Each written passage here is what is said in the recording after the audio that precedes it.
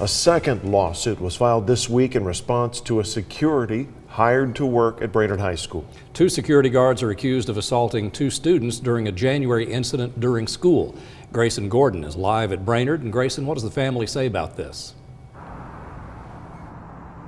David, Greg, the family really just wants some answers right now. We spoke to the father of one of the students who was assaulted, and he says that after trying to file a report, the school did not get back to him. Early January, the father of a Brainerd High School student says his daughter witnessed a dispute between contracted security guard Josephus Reed and another student. They witnessed a young man get to fight with the security guard and everything else. So it was a big situation. The lawsuit states the plaintiff tried going through the metal detectors to get into the school to avoid the fight, and another contracted security guard, Javon Jackson, grabbed her bag, jerking her backwards.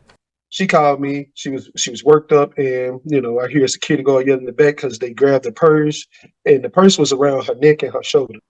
I pretty much dropped everything I was doing and just rushed down to the school to see what was going on. Once Howard arrived at the school, he says he was told by a faculty member who claimed to see the entire incident that it didn't happen the way his daughter was recalling. Once the student was involved in this conversation, that faculty member admitted they had their back turned when everything broke out.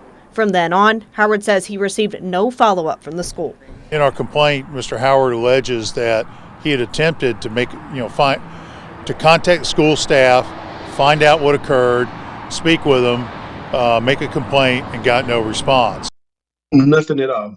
Nothing at all. I never got any return phone calls about that situation. The lawsuit outlines the violent history of security guard Javon Jackson, including domestic assault, resisting arrest, and obstruction of legal process. Despite that, was hired to work at the high school.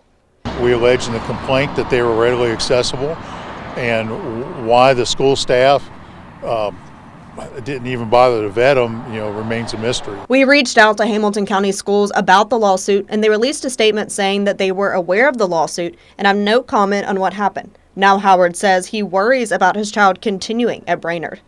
I no longer trusted the school to protect my daughter when she was there.